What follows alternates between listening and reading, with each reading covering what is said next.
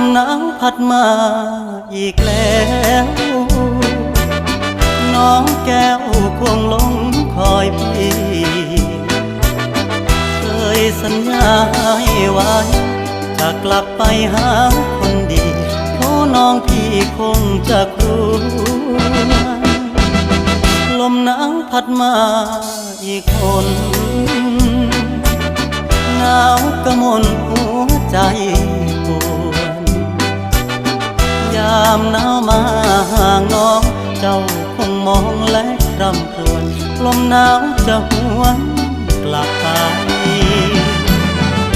ฟ้าเอ่ยโปรดเห็นฟ้าโปรดเป็นพยานให้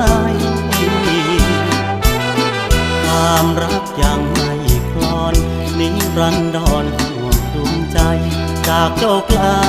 เพราะจนลมหนาวพัดมาอีกแล้วน้องแก้วคงหลง